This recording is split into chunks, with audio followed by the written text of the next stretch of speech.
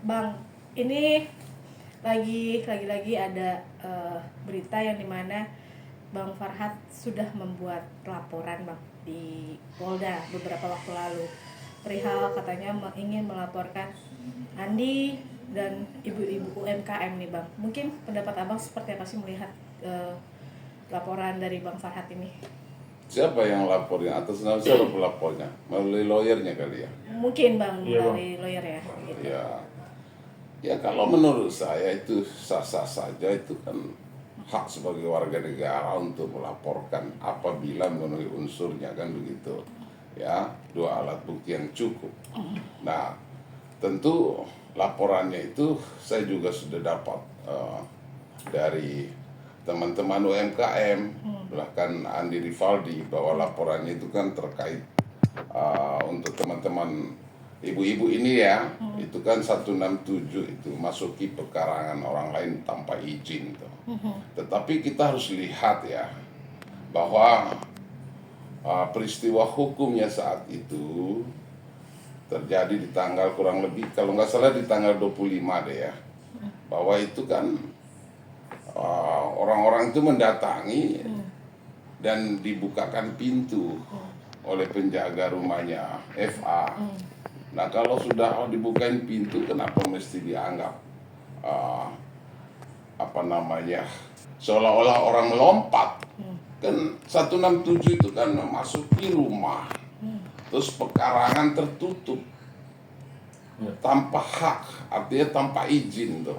Nah pertanyaan saya, apakah anak-anak itu lompat dari situ? Tidak mungkin dong dia masuk kalau nggak dibukain pintu. Apakah itu bagian daripada jebakan atau tidak? Ini kan harus jadi apa namanya? Jadi pemikiran buat kita semua dong. Dan juga ya saya sih ya, oke lah, silakan aja itu. Tapi yang penting kalau pihak kepolisian sudah mengkaji ya laporan itu, bahwa itu mengarah ke pidana atau tidak, ya silakan aja. Karena kan semua polisi punya protap. Ada Perkap nomor 14 2011 tentang kode etiknya, ya. Terus kemudian ada juga Perkap nomor 6 2019 tentang tata cara penyelidikan dan penyidikan, bahwa semua orang yang melapor itu tentu harus dikaji sama SPK, itu dikaji terlebih dahulu guna mengetahui apakah itu masuk kepada unsur pidana atau tidak. Nah ini ya mudah-mudahan kepolisian profesional dan dan kalau tidak asal-asal melaporkan, itu sangat merugikan negara itu, karena biaya untuk polisi, tentang ATK-nya, tentang tenaga pihak kepolisian, terus kemudian juga biaya-biaya untuk melakukan penyelidikan kan besar.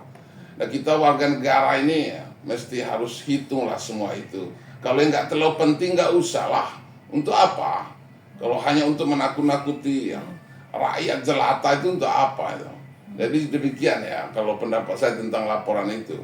Oke, Bang. Berarti kasarnya laporan tersebut tidak sesuai, Bang ya, dengan apa yang terjadi di lapangan ya, Bang ya. Ya kalau saya lihat kronologis ya, ini masih kronologis pihak ya. Saya terima dari teman-teman UMKM itu, ibu-ibu itu, termasuk juga Andi Rivaldi. Kalau dari peristiwa hukumnya tadi, bahwa sesungguhnya mereka tidak ada niat itu untuk masuk, mendobrak atau memanjat atau segala macam. Mereka hanya datang, dibukain pintu, dipersilakan kok. Bahkan ada Bung FA katanya di lantai 2 seperti itu, silakan menunggu, bahkan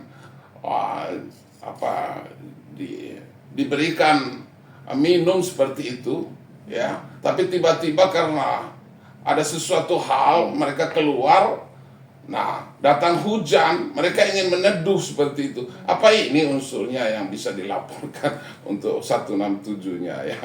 Ya seperti itulah kalau bagi saya. Tapi itu silakan aja ya. Tapi ingat, semua warga negara, semua pihak punya hak untuk melakukan upaya hukum. Jika nanti nggak terbukti juga laporannya, tidak menutup kemungkinan pihak kita juga akan melakukan laporan balik. Kan seperti itu aja ceritanya itu, Dek. Oh ya. Oke, Bang, berbicara dengan pembela kaum lemah, Bang. Mungkin Abang sebagai pemerhati hukum sekaligus sebagai pembela kaum lemah dari pihak UMKM nih, Bang. Tanggapannya bagaimana nih, Bang? Pembela Ya, kaum lemah, Bang. kalau saya jika sudah mendudukkan diri saya sebagai apa istilahnya pembela kaum lemah, ya saya harus konsisten. Ya, jika saya membela teman-teman UMKM, kalau dari 2019 saya bela, tentu saya akan lihat haknya rakyat kita yang tadi dijolimi, terus kemudian dijahati oleh kan pihak-pihak sana juga yang mengatakan bahwa pengusaha India itu yang melakukan tipu menipu, kan seperti itu tuh dugaannya. Tapi kalau jadi saya, ya saya sikat itu. Saya nggak akan bicara fee, nggak akan bicara lawyer fee, nggak akan berbicara hal-hal lain. Saya harus fokus tetap membela rakyat kecil itu supaya dikembalikan haknya dari hasil kejahatan investasi itu. Seperti itu aja kalau saya. Nah, jika juga saya jadi pengacaranya Agus, ya saya harus ya bagaimana mendudukkan orang-orang yang membutuhkan, orang-orang yang lemah itu harus disuguhkan kenyamanan, keadilan. Ya, kita tidak boleh mementingkan diri kita. Ya, kita harus menjunjung tinggi daripada pekerjaan kita sebagai pembela. Apalagi saya jadi pembela orang-orang kecil, maka saya kesampingkan dulu urusan saya itu, baik soal pribadi maupun golongan. Dari seperti itu, deh. Oke. Bang, lalu kan ini bisa dibilang bahwa Bang Farhat ini ya bisa dikatakan dengan lantang gitu sudah percaya diri untuk yakin untuk bisa bisa memberikan hukuman kepada Andi dan ibu-ibu ini, dan menurut mereka ini adalah sudah di luar prediksi mereka lah begitu, Bang. Ibaratnya Ya, kayak sudah. kalau bagi saya orangnya normal, ya normal hati, normal pikiran. Saya tidak boleh mendahului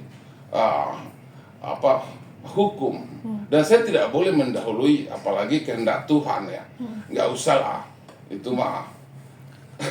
Jadi itu kita tidak layak lah untuk mengatakan. Saya berusaha untuk profesional dan tetap mengatakan kita ikuti saja air mengalir seperti itu, ya, dan tetap kita menancapkan prinsip kita sebagai pembela yang baik, terhormat, ya, dan punya kehormatan yang tinggi seperti itu. Oke. Lalu Bang, ini kan juga sudah menurut Abang, Bang, apakah baiknya ini duduk bareng Bang antara mungkin Bang Farhat dengan Pak Sanjay dan ibu-ibu UMKM ini biar jalan keluar tuh ada gitu, Bang. Karena kan bisa dibilang kalau dilihat satu sisi menurut A, B, C kan kita belum tahu, tetapi kan kalau didudukkan bareng seperti apa, Bang? Mungkin dari Abang salah satu tim kuasa hukum dari UMKM gimana nih, Bang? Kan jauh-jauh hari saya udah bilang bahwa untuk cepat terselesainya polemik ini atau bola salju yang bergulir ini kan mesti didudukkan semua pihak yang terkait, ya, yang terlibat di dalamnya. Tapi kalau kita hanya membenarkan atau mendalilkan masing-masing pihak seperti ini namanya salju turun dibiarkan bundar, lalu kemudian salju itu menghantam muka-muka kita semua, kan ini tidak baik. Makanya saya bilang, ya ayolah ketuk hati nurani masing-masing, lalu semua pihak punya itikan niat, ya, punya hajat untuk kita duduk bersama. Ya, untuk apa? Untuk mengakhiri kegalauan yang ada, untuk mengakhiri kekisruhan yang ada. Masa kita mau goreng masalah-masalah yang seperti ini? Masih banyak persoalan-persoalan lain di negeri ini yang lebih bermanfaat untuk kita selesaikan. Ya, tanpa harus kita melihat atau berkonsentrasi pada persoalan yang tadi dianggap kecil menjadi dibesarkan seperti itu. Itu saya nggak setuju lah kalau kita larutkan masalah ini sampai berpanjang-panjang. Selesaikan secara cepat dan tepat, itu bagi saya. Nah, ini kan juga dilaporkan secara undang-undang ITE begitu Bang, ada dalam laporan tersebut. Nah, mungkin menurut Abang sendiri masuk nggak sih ini untuk nantinya laporan itu nanti disebut baik oleh Polda atau bagaimana Bang? Ada yang aneh nggak sih Bang dalam laporan tersebut Bang? Ya kalau ditanya, saya kan di pihak kuasa hukumnya si Andi. Ya pasti semua saya tolak nanti, pasti saya lawan, itu nggak ada cerita. Tapi intinya adalah itulah hak dia melapor, mereka melapor. Silakan aja bila mempunyai ya alat yang cukup untuk bisa melapor. Tapi kan nanti prosesnya panjang, harus dilakukan penyelidikan, baru nanti bisa lari ke sidik segala macam. Itu panjang lah itu, nggak segampang itu. Tapi intinya saya bilang tadi, ya hati-hati kita mau melapor orang. Saya sampai saat ini belum pernah melapor loh, walaupun saya banyak unsur kalau mau melapor. Tapi kalau kita sering melapor orang, takutnya nanti dilapor balik, itu warning saya, hati-hati, itu aja lah. Dari saya begitu ya. Oke, Bang, mau update sedikit laporan Abangnya waktu itu kan kita pernah juga mungkin sedikit ya pernah membuat laporannya di Polda kan Bang. Mungkin sejauh mana sih Bang laporannya di Polda beberapa waktu lalu? Ya, persoalannya saya dapat report dari tim ya, Dinda Firdaus kan atas nama pelapornya tim waktu itu. Ya, beliau bilang ya karena terkendala ada tidak hadirnya Sanjay, tidak mau terbuka karena memang dari awal Sanjay kan mengatakan tidak mau masuk ke rel hukum gitu.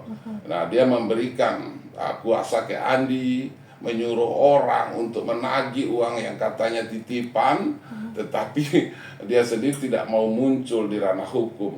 Nah, baru-baru kemarin aja dia muncul di media seperti itu. Ya, kalau Sanjay itu datang ya saya rasa ya, itu proses jalan dalam laporan itu. Tapi saya tidak mau komen sesuatu yang ya, tidak pasti seperti itu. Ya itu mengalir aja kok. Ya saya nggak akan mengomentari ya.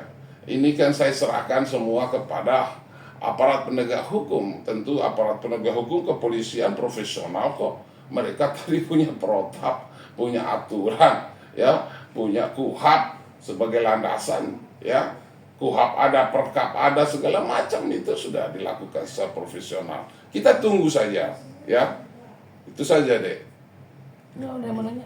Oke, Bang, mungkin terakhir nih Bang, ada nggak sih Bang niatan mungkin dari pihak sana sudah menghubungi perihal, ini kan juga sudah ramai pas saja sudah ngomong di media. Lalu apakah di antara Bu Elsa ataupun tim dari Bang FA sendiri ada nggak sih Bang? Oke, saya dapat beberapa hari ini dapat diinformasikan oleh saudara Andi Rivaldi bahwa dari via Vidi, mungkin juga pihak dari Bu Elsa sudah minta kita punya tim ya untuk bisa kumpul ya, kita rundingkan. Terus saya respon baik itu. Kalau nggak salah nanti di tanggal 26 ya. Tapi karena saya nanti utus juru bicara dari RAP ya, dari tim dari RAP.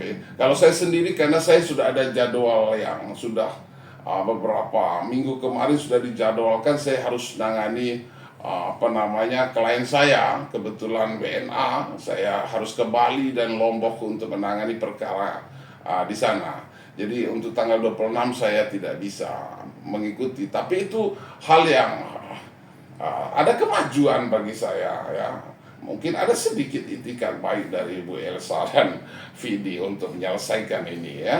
Saya rasa ya seperti itu, silakanlah, itu baiklah bagi saya ya. Itu aja.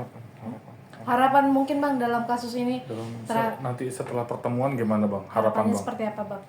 Ya harapan saya jangan dijadikan pertemuan itu sebagai dalil ya, alasan untuk bahwa kita punya etika baik. Tapi betul-betul harus gunakan hati nurani dan pikiran yang jernih, bercahaya seperti lampu kamera kalian ini ya.